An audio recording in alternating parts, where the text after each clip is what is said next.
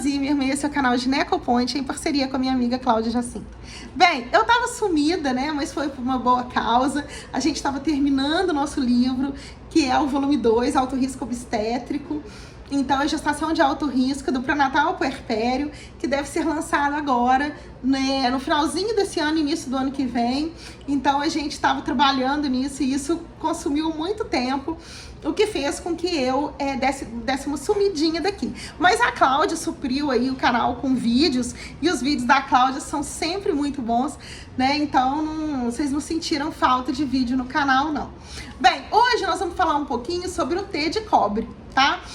O último vídeo meu eu falei sobre o Implanon e hoje nós vamos falar sobre o T de cobre. O T de cobre, ele tem esse nome porque ele tem essa forma de um T, tá vendo? E ele não é hormonal, ele tem, na verdade, cobre na sua estrutura. Bem, esse DIU, ele tem uma validade de 10 anos. Hoje a gente tem vários outros DIUs com cobre no mercado. Tem uns que tem uma quantidade menor, então a validade, a duração, né, a duração dele vai ser menor, pode ser 5 anos, 3 anos, dependendo da quantidade que vem.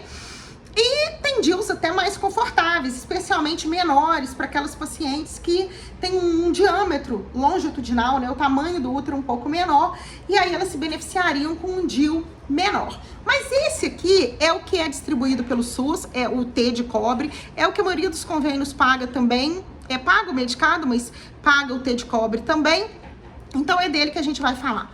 Bem, quando prescrever um DIU T de cobre? Bem, eu acho que a primeira situação é a paciente que deseja uma contracepção a longo prazo, né? Então, aquela paciente que ela quer uma contracepção por mais tempo, ela não tá pensando em engravidar tão cedo, então essa paciente é uma candidata a usar um T de cobre. É uma paciente que o fluxo menstrual também não incomoda ela.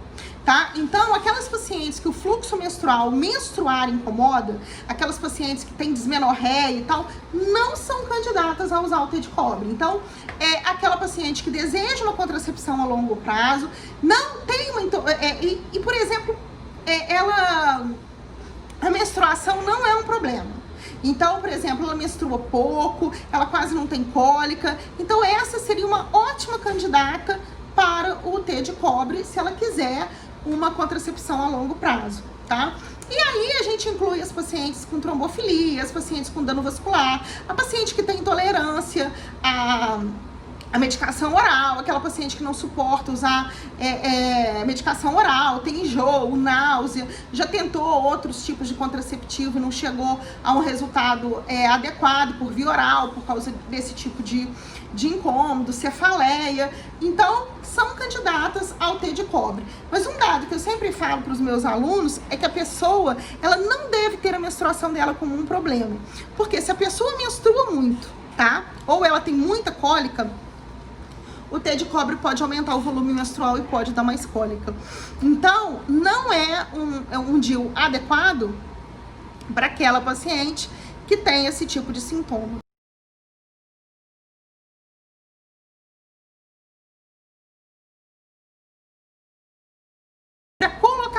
A colocação dele é bem simples, você pode colocar no consultório, a cânula é fininha, precisa de ser médico para colocar, tá, gente? Você não pode colocar com outro profissional.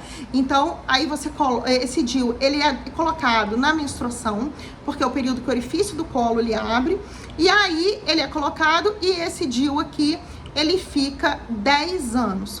Bem, o controle do DIU, ele é feito através da sintomatologia. A gente fala que quando o DIU sai do lugar, normalmente as pessoas costumam ter dor abdominal, cólica menstrual, às vezes um sangramento de forma irregular, e também através da ultrassonografia. A ultrassonografia, ela vai mostrar o DIU in situ, tá? Ou seja, o DIU acima do orifício interno do colo uterino é um DIU in situ.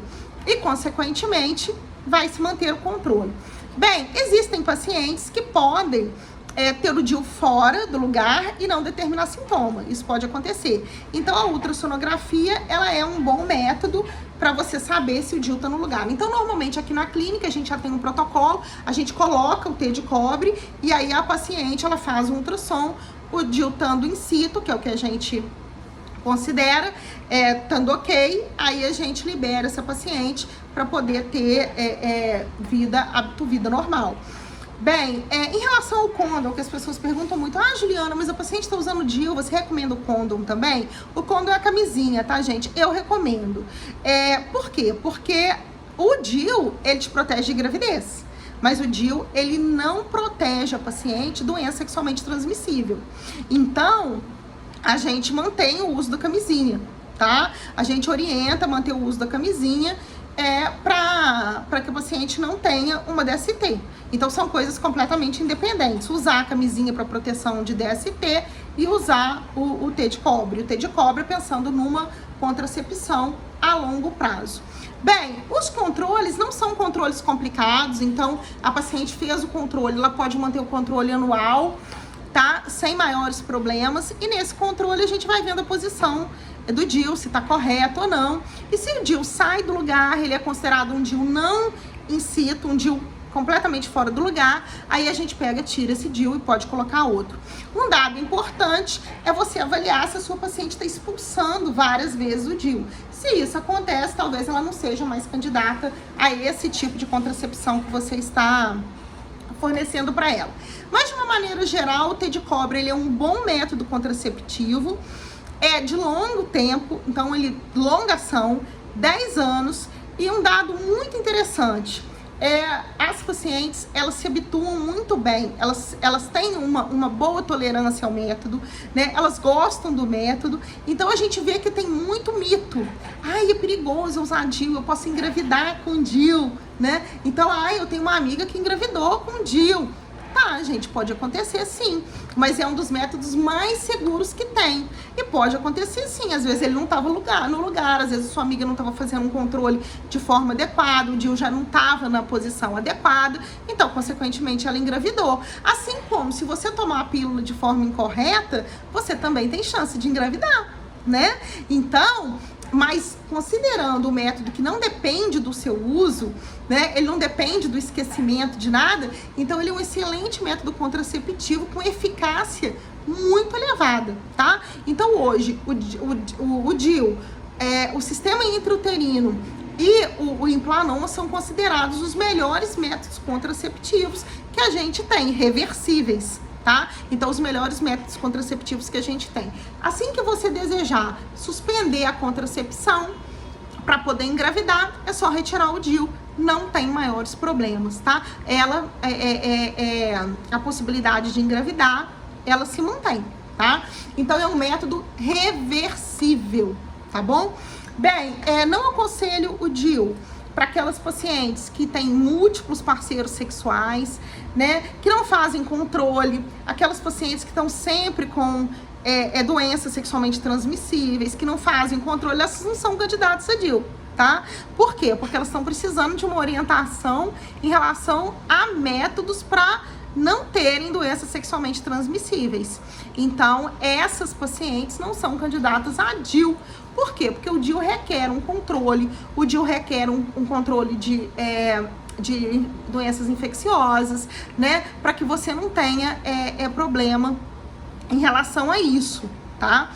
Mas, de uma maneira geral, é um método muito tranquilo de inserção em consultório, em caráter ambulatorial e com uma validade de 10 anos.